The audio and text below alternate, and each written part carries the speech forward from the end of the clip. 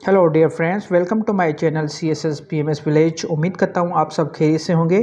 Dear friends, आज मैं लेके आया हूँ क्विज़ जो हमारे पास हैं MCQs हम देखेंगे आज इलेक्शंस एक्ट 2017 के चैप्टर 1। और उम्मीद करता हूँ आप लोगों ने मेरा पार्ट 1 जो है इलेक्शंस एक्ट 2017 का देखा होगा। उसमें मैंने समरी के बारे में बताया था, उसमें मैंने समरी डिस्कस की हुई है।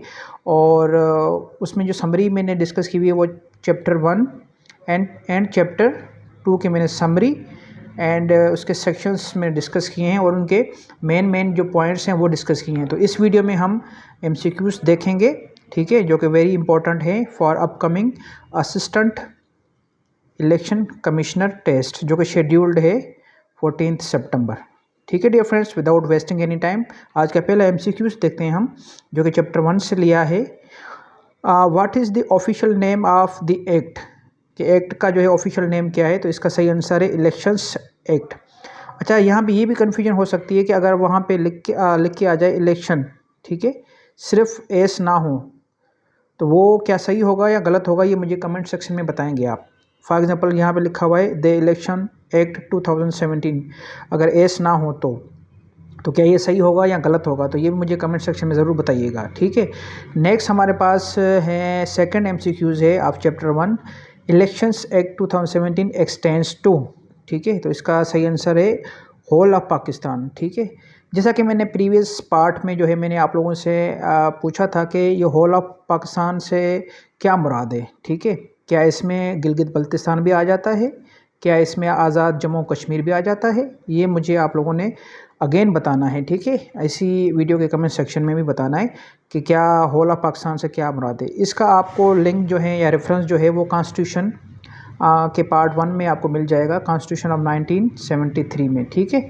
यहाँ पे आपको फेडरेशन के बारे में बताया गया है, ठीक है डियर फ्रेंड्स। वो हम डिस्कस करेंगे आगे जब मैंने वीडियो बनाएंगे ना, जब मैंने बनाना है कॉन्स्टिट्यूशन का, ठीक है। क्योंकि जो टेस्ट आ रहे हैं वो आगे इलेक्शन कमीशन के हवाले से जो टेस्ट आएंगे related to assistant election commissioner, तो उसमें कॉन्स्टिट्यूशन का पार्ट 1 है, 2 है और आगे ये कुछ और एक और भी पार्ट है, पार्ट 8वां भी है।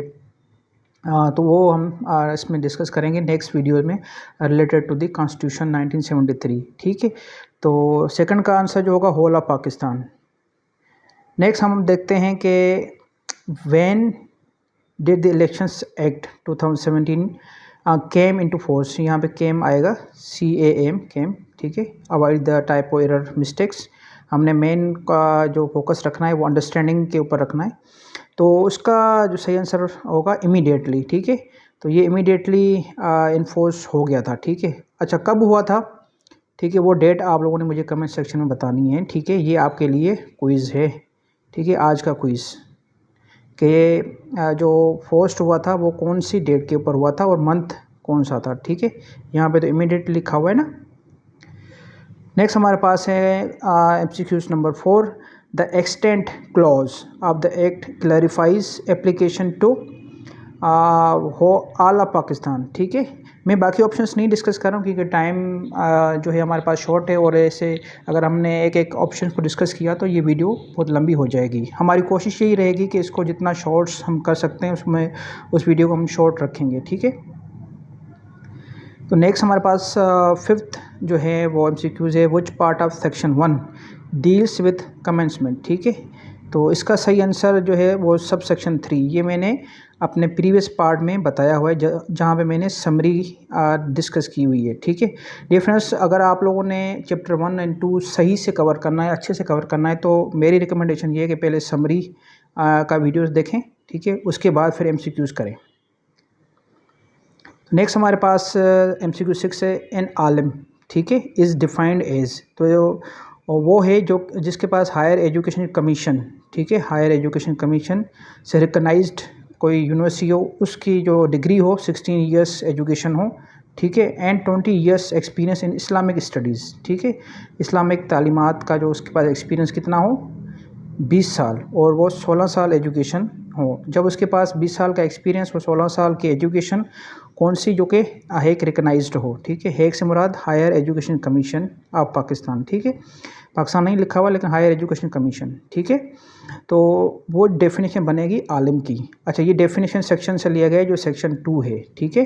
डेफिनेशन ज़रूर देखनी है और उसमें बहुत इंपॉर्टेंट टर्म्स हैं तो वो ज़रूर देखने, जैसे कि वोटर है, ठीक है।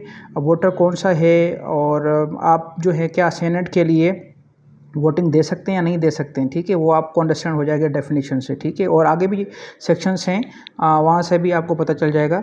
और उसके अलावा इलेक्ट्रोल एरिया, ठीक है, वो आपको पता चल जाएगा कि कहाँ कहाँ के जो वोटर्स हैं, या इलेक्ट्रोल एरिया कौन सा है, या सेंसस ब्लॉक जो हैं सीबीसी क्या है, वो आपको पता चल जाएगा डेफिनेशन से, ठीक है। तो वो ज़रूर देखिएगा डेफिनेशंस का, किसी भी एक्ट की डेफिनेशन जो डेफिनेशन पार्ट होता है ना, वो ज़रूर आप रेफ़र किया करें, थारोली उसको अंडरस्टैंड किया करें। नेक्स्ट हम चलते हैं एन एक्रीडेटेड मीन्स का मतलब है authorised by the commission. The commission से मुराद क्या है? इलेक्शन कमीशन ऑफ पाकिस्तान, जिसके 4 मेंबर्स और एक चेयरमैन, ठीक है। तो मिलके एक इलेक्शन कमीशन बनता है, ठीक है डियर फ्रेंड्स। नेक्स्ट हमारे पास है 8वां है हमारे पास क्वेश्चन है assembly under the act means, ठीक है। ये भी डेफिनेशन से लिया गया है एमसीक्यूज। इसका मतलब है नेशनल असेंबली और प्रोविंशियल असेंबली, ठीक है। असेंबली का मतलब क्या है? दोनों असेंबली, जो कि सूबाई असेंबली होती है या नेशनल असेंबली, ठीक है, कौमी असेंबली। नेक्स्ट हमारे पास है 9 एमसीक्यूज है एसेट अंडर सेक्शन 2 आप सब सेक्शन 5 या क्लोज इसका कहते हैं 5, ठीक है। Includes property of candidate, spouse and dependent children, ठीक है। डिपेंडेंट चिल्ड्रेन, नॉट इंडिपेंडेंट, ठीक है। नेक्स्ट हम चलते हैं एमसीक्यूज हमारे पास है 10 बाई इलेक्शन रिफर्स टू, ठीक है। इसका मतलब ये कि election to fill casual vacancy for example किसी ने रिज़ाइन कर दिया, ठीक है। तो उसके बाद किसी की डेथ हो गई है, ठीक है। तो वहाँ पे जो सीट वैकेंट हो जाती है तो वहाँ पे बाई इलेक्शंस होते हैं। या कोई इलेक्शन कमीशन ने जो है वो पोल नल एंड वाइड करार दे दिया, ठीक है। कोई पोलिंग प्रोसेस है या किसी पोलिंग स्टेशन या कॉन्स्टिट्यूंसी को नल एंड वाइड करार दे दिया, तो उसके लिए भी हम ये यूज़ करते हैं बाई इलेक्शन, ठीक है। नेक्स्ट हमारे पास 11 है commission means election commission of Pakistan under article 218, ठीक है। ये आर्टिकल से मुराद ये है कि कॉन्स्टिट्यूशन, ठीक है, और सेक्शन से मुराद एक्ट, ठीक है। ये डिफरेंस आप लोगों ने अंडरस्टैंड करना है। आर्टिकल जो है रेफ़र करता है कॉन्स्टिट्यूशन को 1973, ठीक है। और सुप्रीम लॉ जो होता है वो कॉन्स्टिट्यूशन होता है, उसके बाद एक्ट होता है, ठीक है। उसके बाद रूल्स होते हैं, फिर रेगुलेशंस होते हैं, फिर डायरेक्शंस, इंस्ट्रक्शंस, ये सारी चीज़ें ऐसे ही सीक्वेंस वाइज चलते हैं, ठीक है। सबसे ऊपर कॉन्स्टिट्यूशन होता है। नेक्स्ट हमारे पास है 12th, और इसका हम देख लेते हैं क्या है कंटेंट। कंटेस्टिंग कैंडिडेट इज़ के जो लड़ने वाला इलेक्शन है, जो कि एक प्रोसेस में हिस्सा लेने वाला कैंडिडेट है, उसको उसका क्या मतलब है, ठीक है, या वो कौन होता है? तो उसका मतलब है वैलिडली नॉमिनेटेड। अच्छा, नॉमिनेटेड मतलब ये होता है कि जो एक रिटर्निंग ऑफिसर उसके नॉमिनेशन पेपर्स जो हैं वो एक्सेप्ट करता है, और वो कैंडिडेट जिसने विथड्रॉ नहीं किया हो, ठीक है, उसके लिए हम यूज़ करते हैं कंटेस्टिंग कैंडिडेट। एक होता है कंटेस्टिंग कैंडिडेट, एक होता है रिटर्न कैंडिडेट, ठीक है। रिटर्न कैंडिडेट वो होता है जिसकी पब्लिकेशन, जो जीत गया है और जिसकी पब्लिकेशन ऑफिशियल गज़ेट में आ जाती है, ठीक है। उनको ऑफिशियल गज़ेट नॉमिनेट किया जाता है थ्रू ऑफिशियल गज़ेट। नेक्स्ट हम चलते हैं इलेक्टोरल एरिया, ठीक है। Electoral area in rural regions means a village और सेंसस ब्लॉक, ठीक है। अब यहाँ पे है लफ्ज़ रूरल मीन्स के देहात, ठीक है। और उसके लिए जो इलेक्टोरल एरिया होगा वो या तो गांव होगा या सेंसस ब्लॉक होगा, ठीक है। सेंसस ब्लॉक जो है वो 9 डिजिट का होता है, ठीक है। और ये फर्दर डिटेल हम आगे चल के पढ़ेंगे नेक्स्ट चैप्टर में।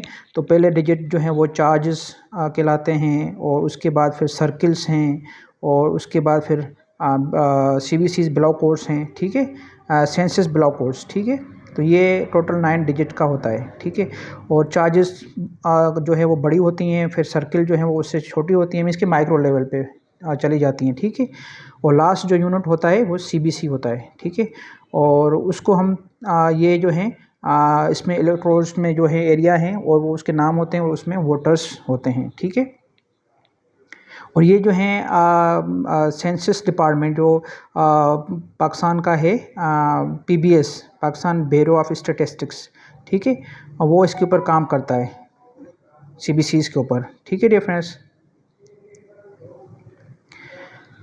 तो इसका आंसर जो होगा अ विलेज और census block. Next electoral area in urban regions, ठीक है। अर्बन मीन्स के शहरी सिटीज़ में जो रीजन्स आते हैं उनके लिए क्या वर्ड यूज़ होता है, या इलेक्ट्रोड एरिया कौन सा होता है, तो वार्ड हो सकता है, सेंसस ब्लॉक, मोहल्ला, स्ट्रीट, ठीक है। ये सारी चीज़ें हो सकती हैं, ये भी जो है डेफिनेशन के पार्ट्स में गिवन है। नेक्स्ट हमारे पास है रिटर्न कैंडिडेट।